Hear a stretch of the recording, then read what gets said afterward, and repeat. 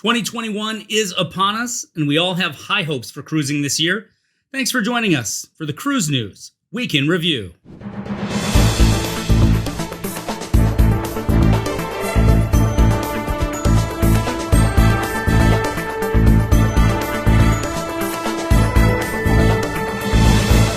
Hello everyone, I'm Mark, and welcome to the Cruise World's Cruise News Week in Review.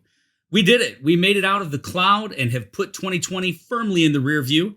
And though 2021 begins in much the same way 2020 ended, we have high hopes that we are on the road to resuming cruises this year. But we aren't there just yet. And this week, Norwegian Cruise Line announced that they have canceled their last remaining cruises that were planned for March of this year on the Encore, Escape, and Joy. Guests booked on the March sailings will receive full refunds, plus an additional 10% credit that can be applied to new cruises booked within a year. Norwegian is now targeting a return to cruising in April. And Aida, who has been actively cruising in the Canary Islands, had to cancel their New Year's Eve sailings this week on both the Aida Perla and Aida Mar, but not for the reasons you might think. The company said that IT problems were the reason for the cancellations, but the German media have reported that Aida is dealing with cybersecurity issues at their headquarters in Rostock and on board their ships. A passenger on one of Aida's ships said that they learned from staff that there had been a hacker attack on the company's servers. The Aida Perla is set to resume sailing today, and the Aida Mar is set to start back up tomorrow. And though the pandemic may have thrown a curveball to the cruise industry, it didn't keep cruise ship builders from completing and delivering 16 brand new cruise ships in 2020. While many were smaller luxury ships that carry less than 1,000 passengers, 2020 also welcomed 6 megaships, including Virgin Voyages' Scarlet Lady, Celebrity Apex, the Enchanted Princess, P&O's Iona, Costa Firenze, and Carnival's Mardi Gras. Now, many of these ships were originally supposed to start sailing in 2020, and if you'd like to learn more about those ships and when they are expected to begin welcoming passengers, I put a link up here and down in the description for you to check out. The port in Funchal, Portugal has become a popular destination on New Year's Eve to watch the massive harbor fireworks celebration and ring in the new year.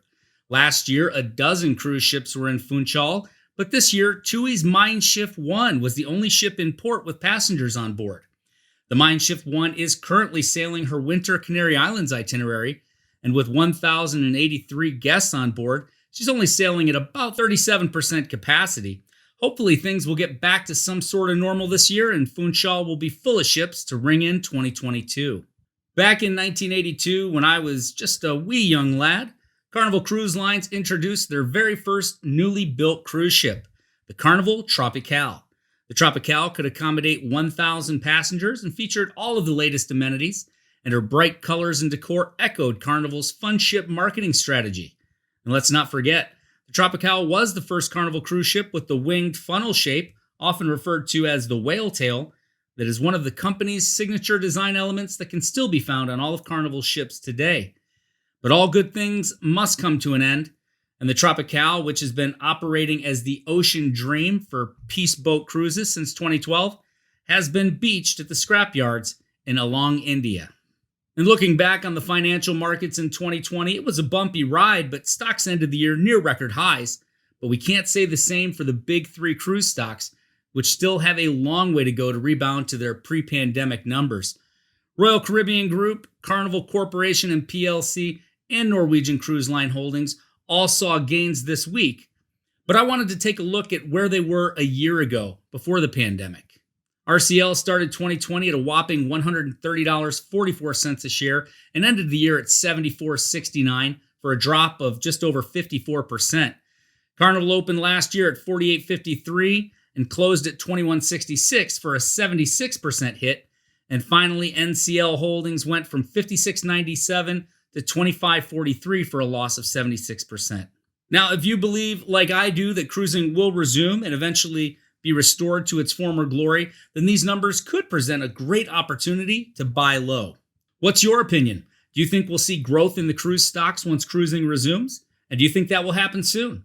Let's get that conversation started down in the comments below. And as always, you can also reach out to us at thecruiseworld@gmail.com as well. There is sure to be a lot going on in the cruise world here in 2021, so make sure you're subscribed to the channel with that notification bell on so you don't miss out. Now you're all caught up on the cruise news. We'll see you next week.